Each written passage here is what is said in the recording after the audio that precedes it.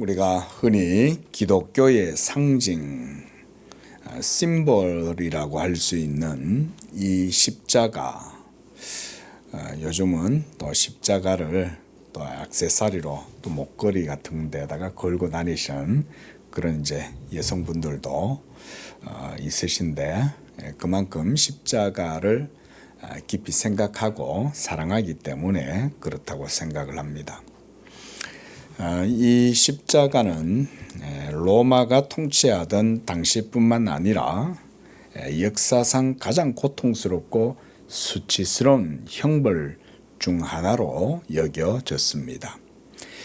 십자가형은 단순히 육체적인 처형만이 아니라 그것을 통해서 공포의 정치, 그리고 로마 제국과 통치의 권위를 드러내는 것이었고, 또 죄인에 대한 수치를 극적으로 드러내는 그런 공개적인 행위였다고 할 수가 있습니다.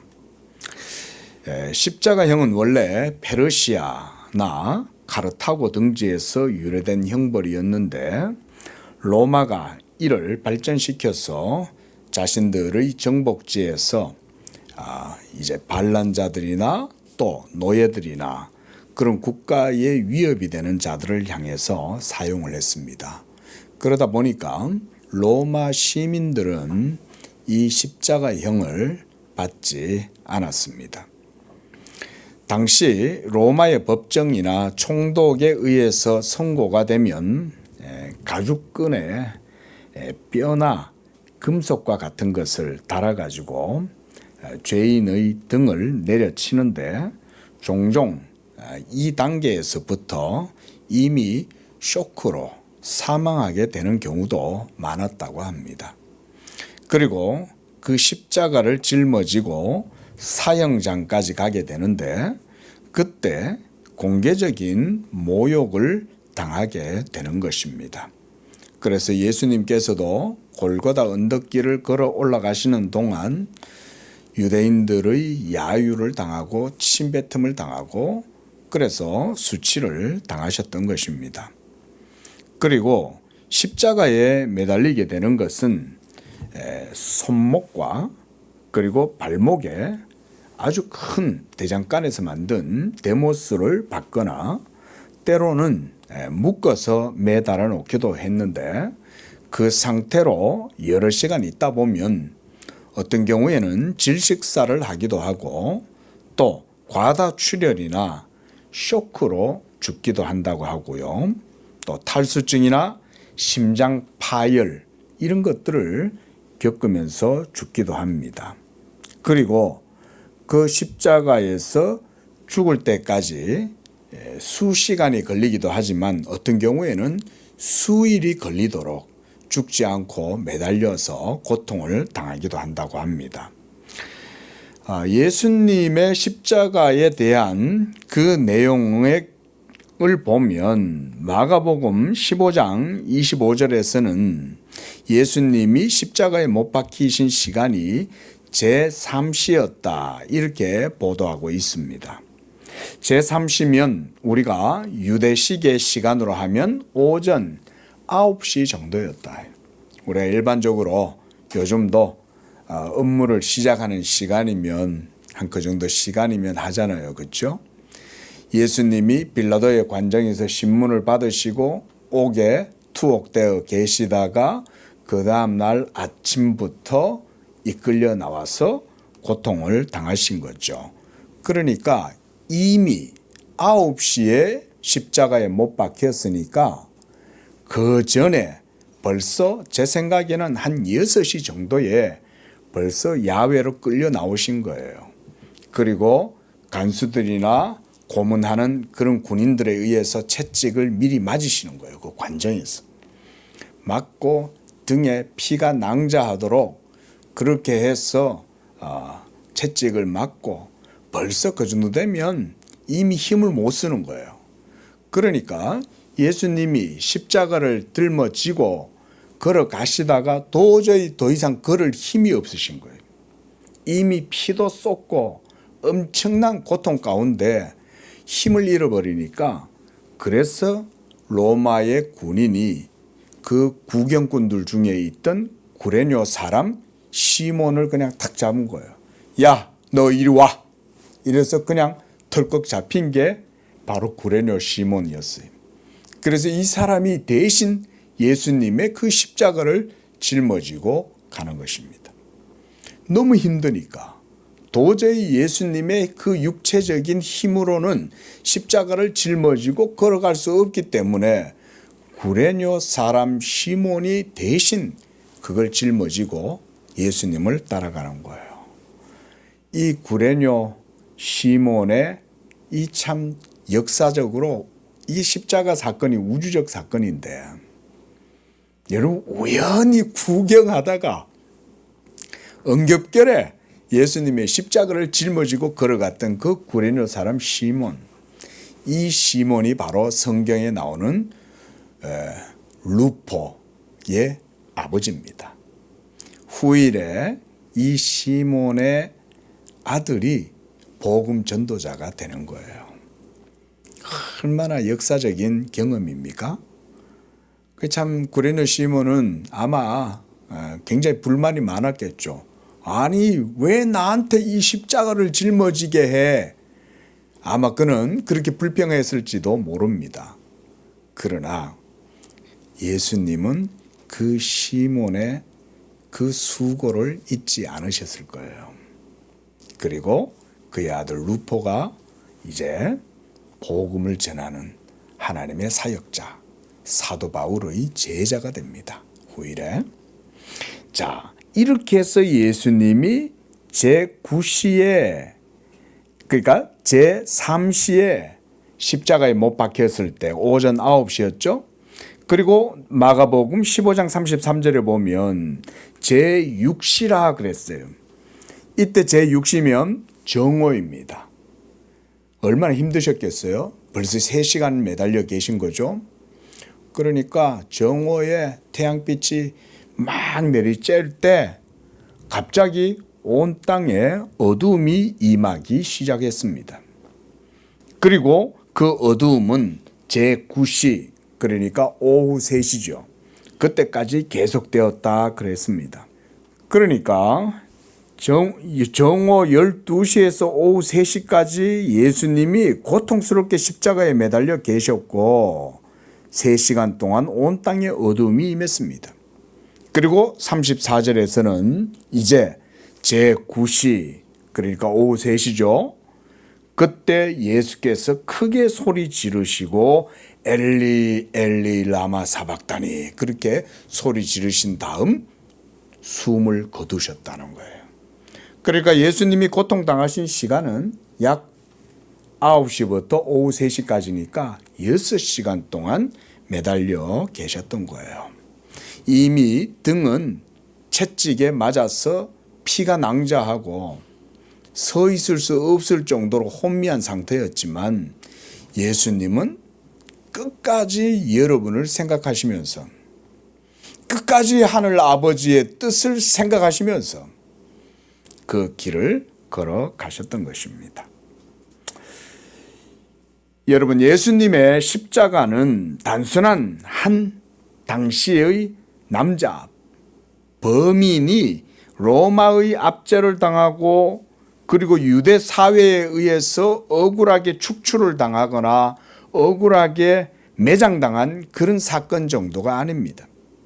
그것은 영원 전부터 하나님 그분 자신에 의하여 지정된 사건이었습니다.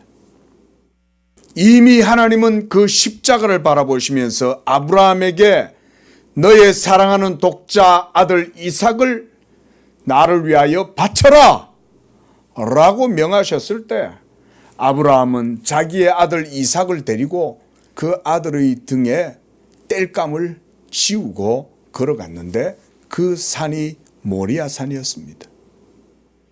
그것은 예수 그리스도께서 십자가에 못 박혀 죽으신 바로 그것이었습니다. 그리고 때가 되자 하나님의 아들이 그 일을 이루시기 위하여 하늘의 미랄이 되시고 자기의 몸을 많은 사람들의 생명을 위하여 하나님께 드리신 바로 그 우주적인 구속사적 사건이 바로 십자가의 사건입니다. 그러나 이 십자가의 의미, 이것을 당시의 유대인들과 또 예수님을 십자가에 못 박도록 판결을 내린 총독 빌라도도 그것에 대해서 알지 못했습니다. 그리고 예수님을 따라다녔던 제자들이나 또 많은 무리들도 하나님의 아들의 이 죽음에 대해서 알지를 못했습니다. 그리고 대부분 당시 사회와 대중들은 그가 하나님의 진노와 저주를 받아서 그래서 하나님께 맞았고 고난을 당하고 있다고 그렇게 생각을 했던 것입니다. 그러나 하나님의 아들 예수 그리스도의 이 십자가의 사건에 대해서 이사야 선지자는 이미 예수님이 오시기 700여 년 전에 벌써 이 십자가의 우주적 구속사적 사건을 내다보고 노래를 했습니다. 우리 잠시 이사야서 53장 말씀을 보시기 바랍니다.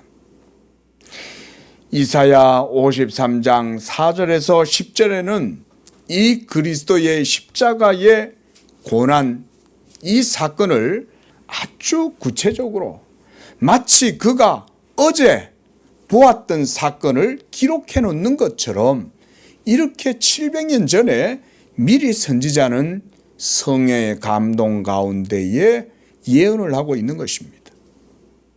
우리 4절부터 10절까지 우리가 이 이사야의 그런 마음과 눈으로 이 말씀을 함께 봤으면 좋겠습니다. 이사야서 53장 4절에서 10절까지의 말씀입니다. 시작. 그는 실로 우리의 질고를 지고 우리의 슬픔을 당하였거늘 우리는 생각하기를 그는 징벌을 받아 하나님께 맞으며 고난을 당한다 하였노라. 그가 찔림은 우리의 허물 때문이요 그가 상함은 우리의 죄악 때문이라. 그가 징계를 받음으로 우리는 평화를 누리고 그가 채찍에 맞음으로 우리는 나음을 받았도다. 우리는 다 양 같아서 그릇 행하여 각기 제 길로 갔거늘 여호와께서는 우리 모두의 죄악을 그에게 담당시키셨도다. 그가 곤욕을 당하여 괴로울 때에도 그는 입을 열지 아니하였으며 마치 도수장으로 끌려가는 어린 양과 털 깎는 자 앞에 잠잠한 양같이 그의 입을 열지 아니하였도다. 그는 곤욕과 신문을 당하고 끌려갔으나 그 세대 중에 누가 생각하기를 그가 살아있는 자들의 땅에서 끊어짐은 마땅히 형벌받을 내 백성의 허물 때문이라 하였으리요. 그는 강포를 행하지 아니하였고 그의 입에 거짓이 없었으나 그의 무덤이 악인들과 함께 있었으며 그가 죽은 후에 부자와 함께 있었도다. 여호와께서 그에게 상함을 받게 하시기를 원하사 질고를 당하게 하셨은즉 그의 영혼을 속건제물로 드리기에 이르면 그가 실을 보게 되며 그의 날은 길 것이요 또 그의 손으로 여호와께서 기뻐하시는 뜻을 성취하리로다. 여러분, 이사야 선지자의 해안이 정말 놀랍지 않습니까? 그것도 내일 있을 일이 아니에요. 거의 예수 그리스도와 이사야 선지자가 사역했던 시대는 650년, 700년 정도의 간격이 있어요. 그런데 선지자는 지금 마치 비디오를 보고 있는 듯이 이렇게 얘기하고 있는 거예요. 한번 보십시오. 5절에 보면 그가 채찍에 맞음으로 그랬어요. 채찍에 맞는 거 어떻게 알았을까요? 또 8절에 보면 그는 곤욕과 신문을 당하고 끌려갔다 그랬습니다. 또 9절에 보면 그의 무덤이 악인들과 함께 있고, 당시에 예수님과 함께 십자가에 못 박혀 죽었던 강도들이 그들도 같이 무덤에 같이 묻힐 거 아닙니까? 그런데 그가 죽은 후에 부자와 함께 있었다. 여러분, 이 부자가 바로 아리마대 사람 요셉이죠. 이 요셉은 부자였어요. 그런데 이 요셉이 나중에 로마의 군인들에게 직접 가서 예수님의 시체를 내어달라. 보통은 이 로마의 십자가의 처형은 그 시신도 제대로 안 돌려주고 그냥 내버려 버려요. 그래서 저 죽음의 골짜기에 그냥 던져가지고 거기서 그냥 해골이 될 때까지 거기서 그냥 썩는 거예요, 시신이. 그런데 이 아리마대 사람이 요셉이 아주 담대하게 로마에 가서 요청을 한 거예요. 그 시신을 내어달라. 여러분, 이거 이렇게 하는 게 쉬운 일이 아니에요. 그런데 요셉이 예수님의 시신을 가지고 와서 장사 지내는데 어디에다 장사하냐면 자기의 무덤에 예수님의 시신을 거기에다 안치를 한 거예요. 여러분, 이사야 선지자는 벌써 이런 것까지 다 보는 거예요. 부자의 그 부자와 함께 있었도다. 죽은 후에. 이렇게 이사야 선지자가 예수 그리스도의 이 십자가의 사건을 바라보면서 하나님의 그리스도이신 예수를 통해서 하나님께서 자기의 뜻을 성취하시는 것에 대해서 노래하고 있는 겁니다. 그래서 10절 하반절에 보면 여호와께서 그의 손으로 기뻐하시는 뜻을 성취하실 것이다. 누가? 예수께서. 여러분, 예수님은 이 땅에 오신 것은 바로 이 하나님의 의, 하나님의 뜻을 이루기 위하여 이 세상에 오신 거예요. 그래서 우리가 지난 시간에 제가 예수 그리스도의 복음은 무엇이라고 그랬습니까? 혹시 기억나십니까? 예수 그리스도의 복음은 하나님의 뭐다? 하나님의 자기 변론이라고 그랬죠. 여러분, 이것은 남상수 목사 개인의 신학 사상이 아니에요. 이것은 복음의 특성이에요. 하나님이 말씀하시지요. 여러분, 그렇다면 하나님이 말씀하시는 것이 사실이라면 그 하나님의 말씀을 우리는 당연히 듣게 되겠죠. 그렇죠? 하나님이 말씀하시니 당연히 우리는 들을 거예요. 근데 문제는 뭐예요? 죄인들이 하나님의 말씀을 안 듣는다 이 말이죠. 근데 하나님은 말씀하셨는데 죄인들은 안 들으면 그 하나님이 말씀하신 그 말씀은 어떻게 되겠어요? 비웃음을 당할 거 아닙니까? 그렇죠? 비웃음 당하겠죠. 아니, 하나님이 말씀해놓고 말이야, 아무도 그 말 안 듣네? 그러면 하나님 면이 안 서잖아요. 여러분도 누구에게 말을 했는데 누군가가 여러분의 말을 듣고는 헤 이러고는 안 들어요. 그럼 여러분 얼마나 기분 나쁘겠어요. 그죠? 자존심 상하시겠죠. 그렇게 생각하시면 돼요. 하나님이 말씀하셨는데 아무도 그 하나님 말씀을 안 듣는 거야. 그러면 하나님이 기분이 나빠지시겠죠. 왜냐하면 하나님은 하나님이신데. 자, 제가 지난주에도 말씀드렸는데 오늘도 말씀드릴게요. 여러분, 웨스트민스터 제가 소요리 문답 81문에 대해서 지난주, 오늘, 다음 주까지 제가 해설문을 올려놨는데 그거 꼭 한번 보시기 바라요. 제가 조금 이번에는 해설문을 조금 신학적으로 좀 썼어요. 그래서 여러분들이 읽으시기에 조금 어렵게 느껴질 수 있는데요. 그러나 성경에 대한 깊이 있고 바른 이해를 가지시려면 여러분들이 그런 글도 좀 보시면 좋습니다. 그래서 꼭 소요리 문답 지난주 거와 연결해서 제가 다음 주까지 글을 쓰려고 해요. 꼭 보시기 바랍니다. 여러분, 하나님이 말씀하신다는 것은요, 단순한 의미가 아닙니다. 하나님이 말씀하셨다는 그 사실 자체는 그분의 음성을 들어야 할 모든 창조 세계와 그리고 그 가운데 하나님의 형상으로 지음을 받은 사람들에게는 엄청난 의미를 가지는 거예요. 이것은 우리 시대에 대통령이 탄핵되고 새로운 정부가 들어서고 이 정도의 의미하고는 비교할 수 없는 우주적이고 종말론적인 사건입니다. 왜냐하면 오늘 우리가 십자가에 대해서 보고 있는데 이 십자가의 사건도 그래서 우주적인 사건이라는 거예요.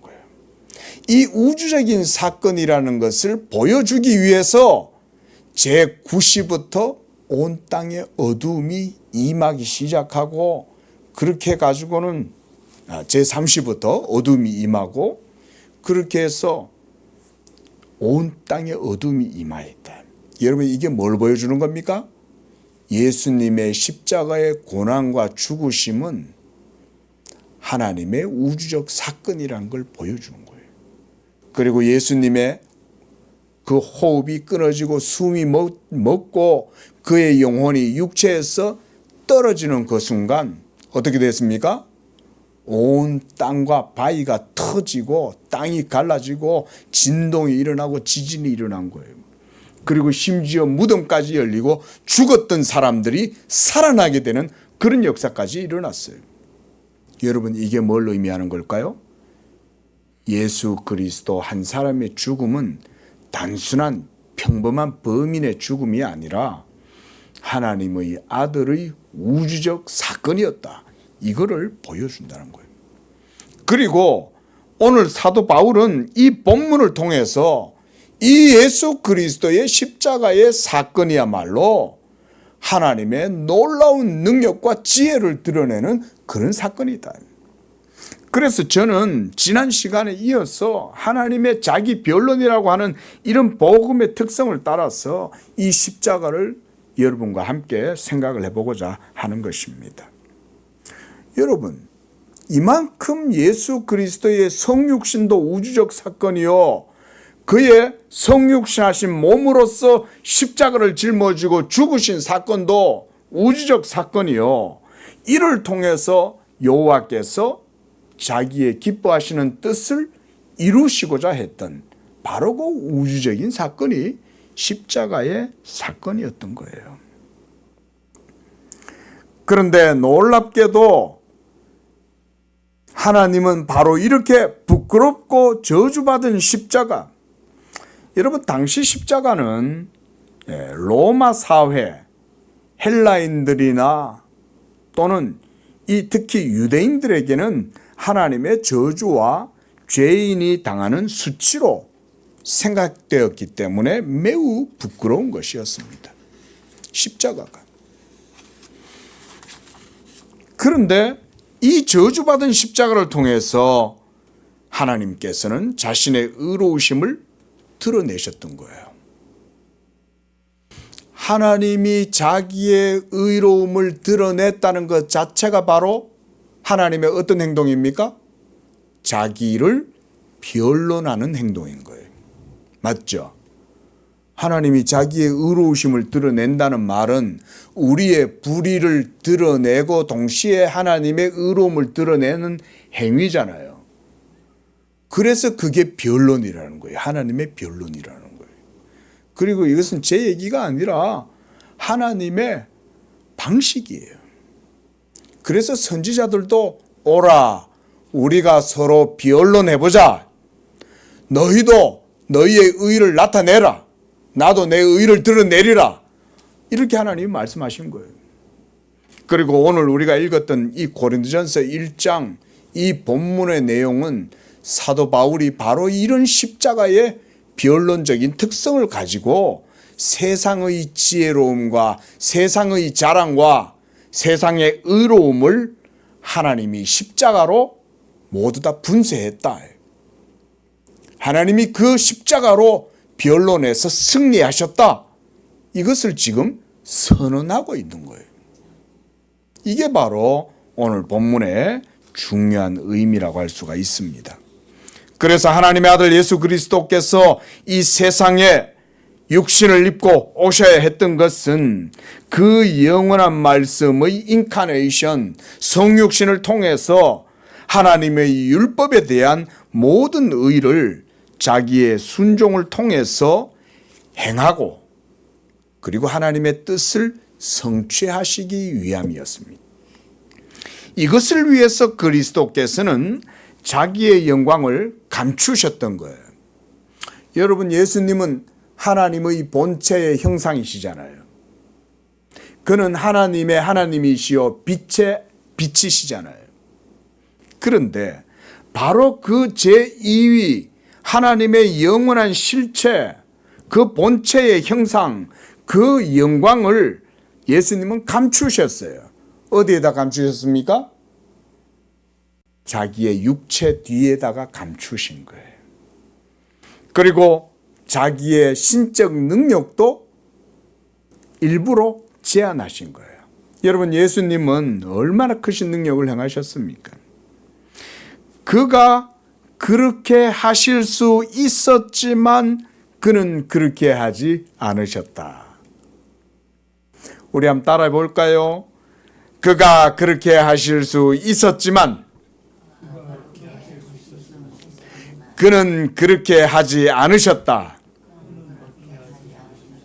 이게 바로 성육신 가운데 예수님의 영광과 능력을 다 감추신 거예요. 그것은 곧 아버지 하나님의 뜻인 완전한 율법의 공의, 우리가 이것을 영어로는 justice, 정의라고도 하잖아요. 공의. 이 정의를 자기의 순종을 통해서 만족, satisfaction, 이 만족시키기 위함이셨습니다. 그리스도께서는 그래서 이 십자가의 고난과 죽으심을 당하셔야 했던 것입니다. 이 십자가의 고난과 죽으심은 바로 하나님의 뜻이었습니다. 삼일체 하나님 사이에서 이루어진 영원한 신적 협약으로 말미암는 것이 바로 이 십자가의 사건이었습니다. 그러니까 여러분, 성경을 보실 때 우리는 이렇게 보면 돼요. 하나님이 아브라함을 부르시고, 아브라함아, 내가 너로 이 땅을 너의 기업이 되게 하리라, 이러면서 아브라함으로 하여금 가나안 땅에 들어가게 하신 거예요. 그리고 몇 년의 시간이 지난 다음에 독자 이삭이 태어났는데 하나님께서 오늘날 갑자기 느닷없이 아브라함에게, 아브라함아, 너의 사랑하는 독자 이삭을 나에게 제물로 바쳐라.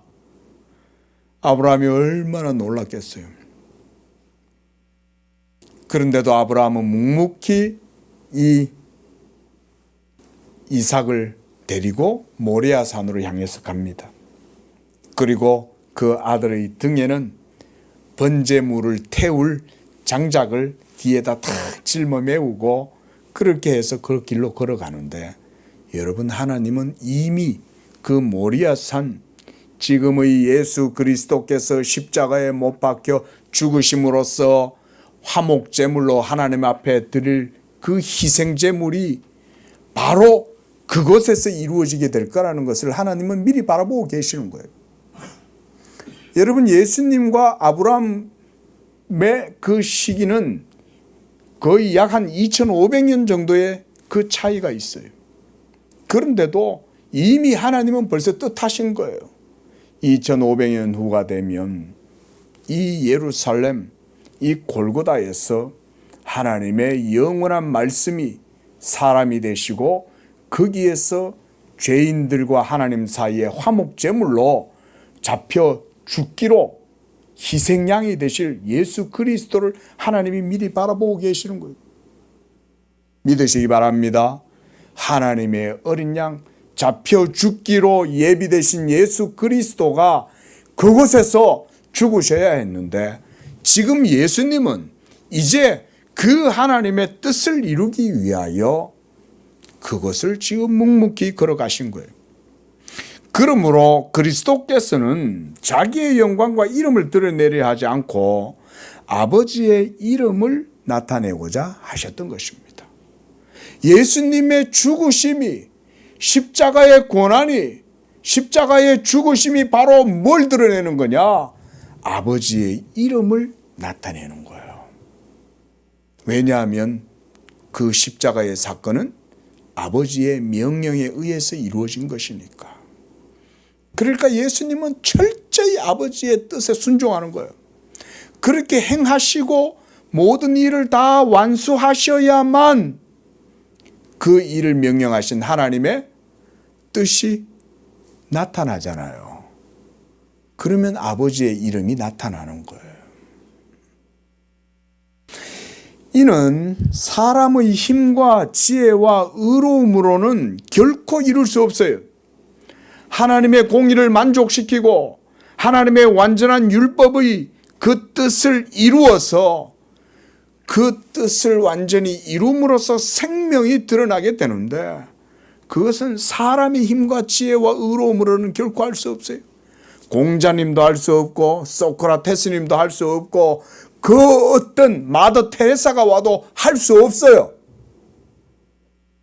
그것은 오직 하나님의 어린 양 잡혀 죽기로 예비된 예수 그리스도만이 이 하나님의 완전한 뜻을 성취하고 이룰 수가 있는 겁니다. 그래서 예수께서 자기의 완전한 순종을 통하여 율법의 완전한 공의, 이 정의를 수행하시고 그 율법의 저주와 진노와 형벌을 자기의 몸으로 모두 감싸 안으심으로써 여러분에 대한 하나님의 사랑. 오늘 또 집사님 기도 준비하시면서 기도 엄청 제가 그걸 느꼈어요. 야, 우리 집사님은 목사보다 기도를 더 많이 하시는구나. 이건 분명한 것 같아. 어떻게 기도 가운데 설교 내용이 들어가냐 이거죠. 여러분, 그런 거는요, 목사는 깜짝 놀라는 거예요. 아니, 내가 설교문 우리 집사님한테 안 보여줬는데 우리 집사님은 어떻게 하나님의 사랑에 대해서 저렇게 기도하실까? 예? 하나님은 이미 미리 다 아시는 줄로 믿습니다. 2000년 전에 다 아시고 700년 전에 다 아는데, 그래, 예? 제가 알기로는 우리 집사님 기도 준비는 금요일부터 하시는 걸로 아는데, 예? 이미 기도하니까 벌써 하나님이 탁 양재교회 이번 주에, 예? 증거되어질 말씀, 예? 하나님의 성령의 은혜 가운데 기도 준비하는 우리 집사님도 하나님이 감동하시는가 봐요. 하나님의 그 사랑, 예? 십자가는 하나님의 사랑의 완전한 확증인 줄로 믿으시기 바랍니다. 로마서 5장 8절을 보면 우리가, 권사님 한번 해보세요. 시작. 우리가 아직 죄인 되었을 때에 그리스도께서 우리를 위하여 죽으심으로써 하나님께서 우리에 대한 자기의 사랑을 뭐 하셨어요? 확증하셨다. 십자가는 바로 하나님의 여러분에 대한 사랑이에요. 그 십자가에서 아들이 율법의 진노와 저주와 모든 형벌, 그래서 우리가 아까 읽었던 이사야서를 보면 거기에 보면 이렇게 했어요. 5절에 보면 그가 찔림은 우리의 허물 때문이요 그가 상함은 우리의 죄악 때문이라. 그가 징계를 받음으로 우리가 평화를 누리고 그가 빌라도의 관정에서 쇠칼키가 달려있는 그 채찍에 맞아 피를 흘릴 때 그의 찢기심과 피 흘리심이 여러분들의 큐어, 치료가 되었다. 여러분의 회복이 되었다. 여러분에게 생명이 되었다. 여러분, 놀라운 하나님의 방법 아닙니까? 2000년 전에 한 사람 예수 그리스도의 고난과 죽음이 여러분에게 생명이 되고 의가 되고 회복이 되고 치료가 되었다. 여러분, 이 하나님의 방법이 얼마나 놀랍습니까? 오늘 사도 바울은 바로 본문에서 이 십자가의 효력에 대해서 이렇게 얘기하는 거예요. 이 십자가의 죽으심, 영원한 말씀이 사람의 몸을 입고 기꺼이 율법에 대한 하나님의 모든 진노와 저주와 형벌을 담당하셨을 때에 이로써 사도 바울은 하나님의 지혜와 능력이 나타나게 했다고 말해요. 그래서 오늘 본문 18절에 보면 이 십자가의 도, 이게 십자가의 도예요.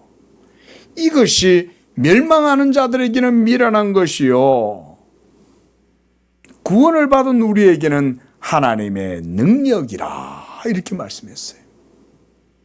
예수 그리스도께서 약하심으로 잡혀서 아무 말도 못하고 그저 털 깎는 자 앞에 선 어린 양과 같이 그저 그렇게 한 말도 안 하고 그냥 가만히 계시지만 그의 침묵과 그의 연약함은 사실은 하나님의 능력이었어요.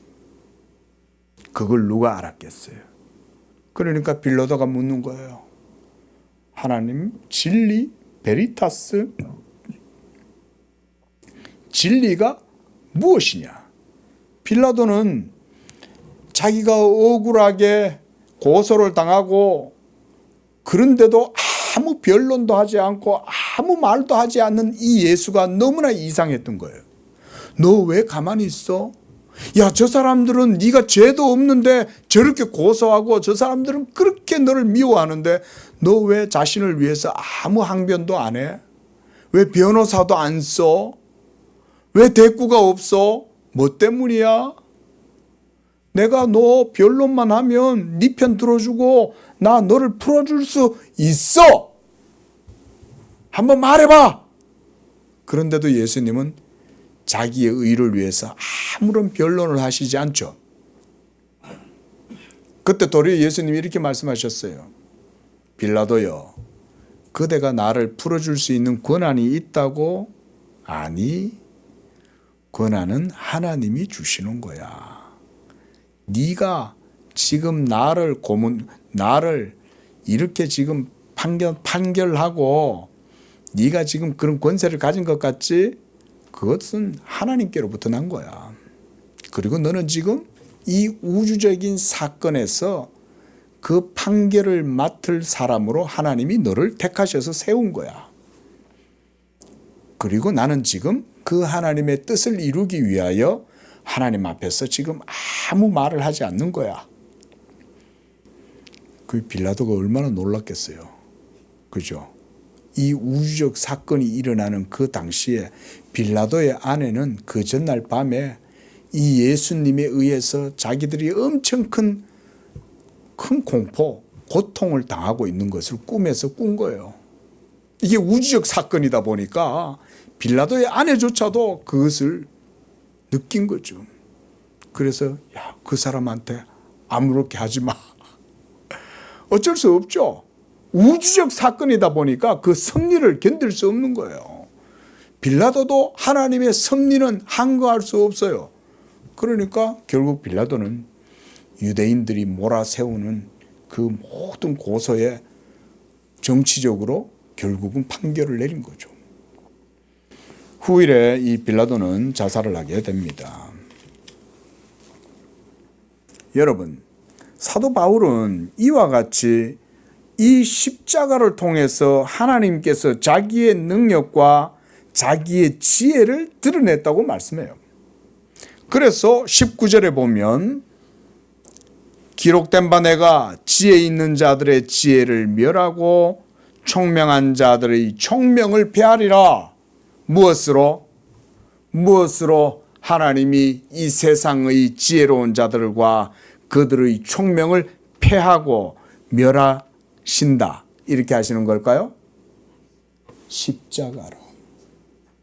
십자가의 이 그리스도와 그의 사역을 통해서 지혜 있는 자들의 지혜를 멸하고 총명한 자들의 총명을 폐하신다.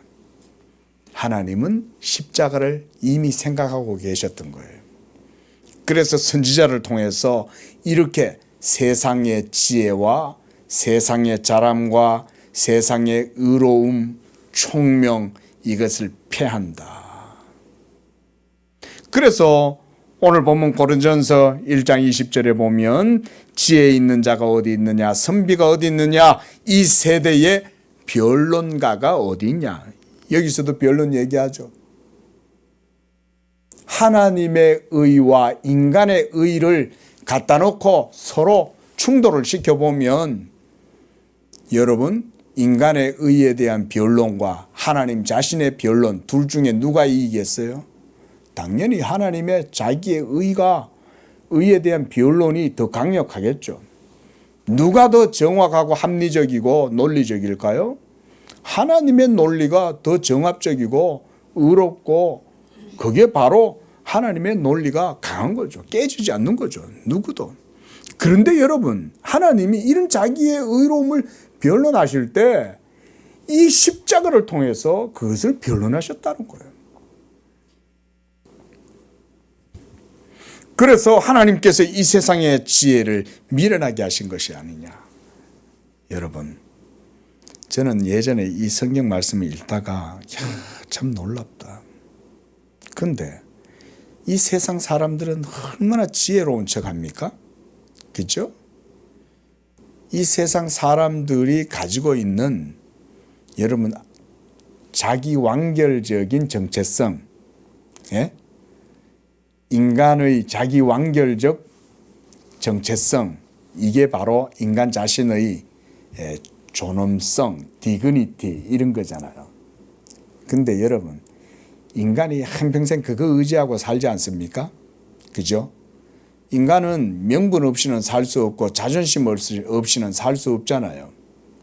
근데 그 자존심의 중심에 뭐가 있어요? 코어, 핵심, 핵, 그게 뭡니까? 인간의 자존심이에요. 근데 그 자존심을 가지고 지혜로운 척 하면서 세상을 살고 의로운 척 하면서 세상을 살아요. 그게 인간이에요. 근데 하나님이 그것을 깨뜨리시는데 어떻게 깨뜨리시냐? 예수 십자가의 미련함과 어리석음으로 그걸 깨뜨리신다는 거예요. 그게 하나님의 방법이에요. 그래서 이 세상의 지혜를 미련하게 하셨다. 여러분, 지금도 오늘날도 이 세상 사람들은 얼마나 지혜로운 척하면서 살아갑니까?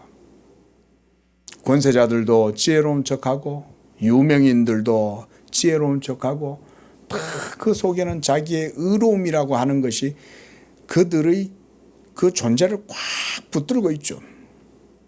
여러분, 성경을 통해서 인간을 보면 그게 보여요. 그게 보인다고요. 오직 성경만이 그걸 보여줘요. 인간의 부패와 타락을. 그리고 그 인간의 부패와 타락성을 보여주는 데 있어서 가장 적나라하게 보여주는 게 바로 뭐냐? 십자가예요. 십자가는 인간의 모든 불의함과 하나님 앞에서 전적 부패와 타락한 그 모습을 적나라하게 보여주는 게 십자가예요. 예수님이 왜 십자가에서 못 박혀 죽으셨습니까? 우리를 위한 거 아닙니까? 그런데 오늘 본문에도 보면 8절 말씀을 보세요. 죄송합니다. 이사야서 53장 8절 말씀을 보면 그는 곤욕과 신문을 당하고 끌려갔지만 그 세대 중에 누가 생각하기를 그가 살아있는 자들의 땅에서 끊어짐을 마땅히 형벌받을 그 백성들의 허물 때문이라 하였으리요. 여러분, 예수님의 십자가는 사실은 예수님이 당해야 할 것이 아니라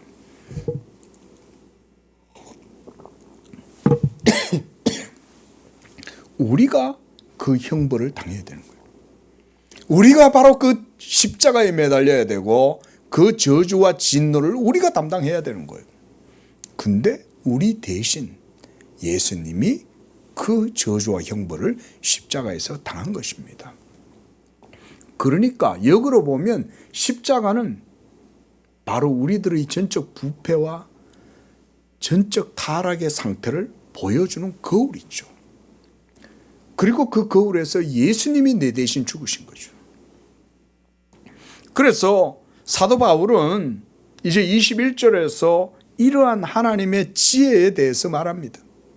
하나님의 지혜는 이 세상이 자기 지혜로 하나님을 알지 못하기 때문에 하나님이 전도, 그러니까 복음의 도를 통해서 믿는 자들을 구원하시고자 하셨다. 하나님께서 오늘날도 이 세상 만민 가운데 자기의 택한 백성들을 구원하시죠. 할렐루야.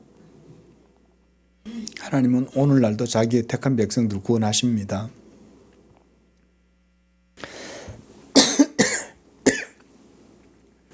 이 세상의 풍조가 아무리 무신론 사상에 치우치든지 아니면 범신론 사상에 치우치든지 세상이 아무리 세속적인 그런 풍조 가운데 흘러가더라도요, 하나님은 이 시대 가운데에서도 자기의 택한 백성들은 불러내십니다. 그래서 그러한 하나님의 부르심, 택하심이 이 시대에도 이루어지는데, 하나님이 이 시대에 자기의 택한 백성들을 불러내시는 것도 여러분 하나님의 자기 변론에 속합니다. 그래서 오늘 본문 말씀을 보면 23절을 보십시오. 우리는 십자가에 못 박힌 그리스도를 전하니 유대인들에게는 거리끼는 것이고 이방인에게는 미련한 것이로되 부르심을 받은 자들에게는 그랬어요. 이 부르심을 받은 자들이 바로 누구입니까? 오늘날 예수 믿고 하나님을 예배하고 경건하게 살아가고자 힘쓰는 여러분들이에요. 하나님이 여러분들을 거울로 삼아서 뭘 하시냐면 전도에 미련한 것을 여러분들에게 전하시고, 그래서 여러분들을 구원하시기를 기뻐하시는데 그걸 통해서 하나님의 뜻이 이루어지도록 하시는 거예요. 그게 뭐냐면 하나님의 자기 변론이 성립되는 거예요. 여러분들은 이 세상에서 하나님의 거울이에요. 그래서 성령 받은 성도들이 이 세상에서 삶을 살아가시고 여러분들이 복음의 도를 따라 믿음으로 살아가시면 그게 믿지 아니하는 이 세상에 대한 하나님의 자기 변론이 되는 겁니다. 그래서 여러분은 하나님의 거울이라고도 할 수가 있어요. 하나님의 의로우심을 보여주는 거예요. 여러분들을 통해서. 그래서 전도에 미련한 것, 예수 그리스도에 대한 이 복음, 그리고 그것을 믿으십시오 라고 얘기할 때 사람들은 이 복음을 영접하거나 받아들이지 않아요. 거기에 응답하지 않아요. 도리어 불순종하고 불신하고 배척해요. 그러면 하나님의 변론이 거기에 성립되는 거예요. 사실은. 그래서 사도 바울은 그 당시에 유대인들이 표적을 구하고 헬라인이 지혜를 찾는다 이렇게 얘기하죠. 이것은 뭐냐면 십자가와는 전혀 상관없는, 십자가의 가치와는 전혀 반대되는 세속적이고, 그래서 이 세상의 인간적인 그런 것들을 그들은 찾는다는 거예요. 유대인들은 표적을 구한다는 말은 하나님의 신적인 지혜와 능력이 나타나기를 바라는 마음에서 기적을 찾고 표적을 찾아요. 그리고 헬라인들은 당시에 유행했던 헬라 철학, 당시가 가장 만연했던 때가 아닙니까? 헬라 철학이. 소크라테스나 플라톤이나 아리스토텔레스나 그 외에 많은 유명한 당시의 헬라 철학자들. 그래서 사도 바울도 복음을 전하러 다니다가 아테네에 가가지고 이 철학자들하고도 같이 변론을 해요. 사도 바울이. 근데 변론을 해도 복음을 안 받아들여요. 하루 종일 철학자들이 사도 바울의 복음을 듣는데 이 사람 얘기를 들어보니까 뭐 이상한 얘기를 하는 거예요. 죽은 자가 살아났다 이런 얘기하고, 어떤 사람이 십자가에서 죽었는데 피를 흘렸는데 그 피 때문에 죄를 사함 받는다고 얘기하고, 그리고 그를 믿으면 의롭다함을 얻는다고 얘기하고 이러는데, 이런 내용들이 전부 다 헬라 철학의 윤리론이나 정의론이나 스토아 철학이나 이런 사람들하고 철학이 안 맞는 거예요, 이게. 고대 소피스트들의 사고방식과는 이게 안 맞는 거예요. 그러니까 에이, 그 어디 이상한 미개한 종교 같은 거 그런 거 얘기하고 있어 이러는 거예요.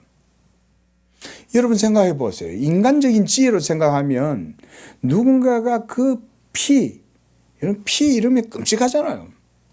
예? 흉측하잖아요.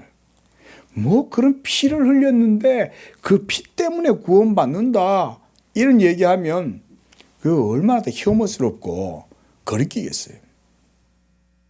그러니까 사도 바울 당시 때 그렇게 얘기한 거예요. 유대인은 표적을 구하고 헬라인은 지혜를 찾지만 우리는 십자가에 못 박힌 그리스도를 전하는데 유대인들에게는 거리끼는 것이요 이방인들에게는 미련한 것으로 여겨졌다 이거죠.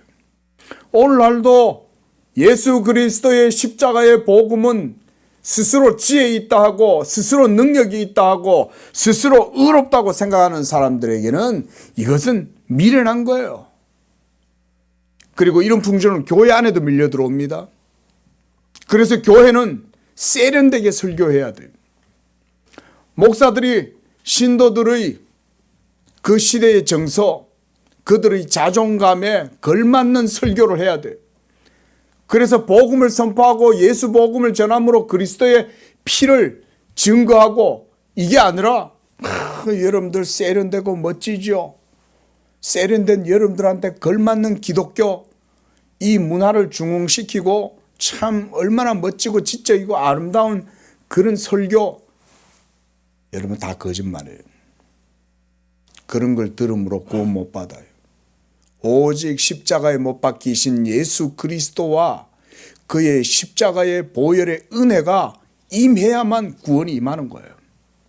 근데 그 당시에도 이렇게 유대인들이나 이방인들은 이 십자가의 복음을 미련한 것으로 여겼다. 그런데 하나님은 이 복음을 언제부터 준비했어요? 영원 전부터 준비하신 거예요. 아브라함을 불러서 이 복음을 미리 보여준 거예요. 모리아산에서 하나님의 아들이 희생양이 되어서 잡혀서 번제물로 희생제물로 죽을 것을 하나님은 아브라함에게 미리 보여주신 거예요. 구약의 모든 선지자들과 율법은 예수 그리스도의 속죄 사역을 보여주죠. 레위기서가 그 대표적인 성경이죠. 레위기서는 예수 그리스도의 십자가의 그 희생, 십자가의 사역이 그 모든 것들을 통해서 죄사함이 이루어지고 구원이 이루어지게 된다는 걸 보여주는 게 레위기서죠. 모든 성경이 그걸 보여주잖아요. 예수 십자가를. 그러나 이 십자가의 복음이 부르심을 받은 하나님의 백성들, 택하신 성도들에게는 하나님의 능력이요 하나님의 지혜다. 사도 바울이 이것을 고린도 교회에다가 얘기한 거예요. 우리가 고린도전서 강의할 때 우리가 이런 말씀들을 좀 나누긴 했지만 당시 고린도 교회는요 말 그대로 헬라의 철학, 로고스, 이데아 사상, 한마디로 이 지성을 숭상하는 이 그노티시즘이 유행했잖아요. 이 그노티시즘, 이 영지주의에 이 전부 다 휩쓸려 있던 그 당시 이 고린도 교회가 이 복음을 그래서 무시했던 거예요. 뭐 사람이 피를 흘리고 그래서 죽어서 또 부활을 했고 그리고 그를 믿어야 의롭다함을 얻고 구원을 얻는다? 그런 게 어디 있어? 이러면서 떠들 때 사도 바울이 바로 그들을 향해서 이 십자가의 복음이 하나님의 지혜요 하나님의 능력이라고 지금 증거하고 있는 거예요. 그래서 헬라인에게는 미련한 것이지만 이 십자가야말로 바로 하나님의 자기의 의로우심과 죄인들을 구원하는 하나님의 능력이요 바로 하나님의 감추어진 지혜다. 이것을 증거했던 것입니다. 그래서 이제 사도 바울은 이 십자가의 복음이야말로 하나님의 지혜인데 이제 25절에 보면 이렇게 말씀합니다. 하나님의 어리석어 보이는 것이 이렇게 이 본문의 의미는 이거예요. 하나님의 하시는 일이 어리석어 보이고 또 하나님이 아무 힘도 없어서 약하신 것 같은 것이 그러나 사람보다 지혜로운 것이고 사람보다 그게 더 강한 거야. 그게 바로 하나님의 방법이야. 그게 바로 십자가야. 사도 바울이 지금 세상의 지혜와 세상의 영광을 자랑하고 인간의 의로움을 드러내는 고린도 교회를 향하여 이 십자가를 증거하고 있는 것입니다. 말씀을 맺겠습니다. 사랑하는 우리 양재교회 성도 여러분, 여러분은 하나님의 선택에 그런 하나님의 부르심을 받아서 하나님의 거울이 되었습니다. 하나님의 약하고 부족하고 연약한 우리들을 불러서 자기의 의를 드러내는 도구로 쓰시는 것입니다. 그 원형은 예수 그리스도예요. 그리스도께서 이와 같이 하나님의 의를 십자가를 통해서 이루셨습니다. 우리도 그를 믿고 그 십자가의 도를 따라서 우리도 하나님 앞에서 살아갈 때 이 십자가의 도가 우리에게는 하나님의 능력이요 하나님의 지혜가 된다는 것을 믿으시고 하나님의 약하심이 사람보다는 더 강하고 하나님의 미련해 보이는 것이 사람보다 더 지혜롭다는 것을 믿으시고 이 복음으로 늘 하나님께 영광을 돌리고 승리하는 그런 삶이 되시기를 축원을 드립니다. 기도하겠습니다. 자비로우신 주 하나님 아버지, 그러나 가장 지혜로우시고 가장 전능하신 그 하나님은 인간의 판단과 인간의 의로움보다 훨씬 더 높으셔서 십자가를 통하여 그 지혜를 드러내시고 그 능력을 행하시고 그것을 통해서 하나님의 크고 놀라운 영광과 의로움을 드러내시되 이 세상의 미련함과 이 세상의 어리석음과 이 세상의 미련한 지혜를 그것을 통해서 하나님이 승리하셨습니다. 아버지 하나님, 우리 양재교회 성도들에게 이 십자가의 복음의 도를 그 마음 가운데 깊이 심게 하시고 그 십자가를 붙들고 늘 하나님의 의의 편에 서서 믿음으로 살아가고 영적으로 승리하는 복된 삶이 되도록 축복하여 주옵소서. 예수님의 이름으로 기도합니다. 아멘.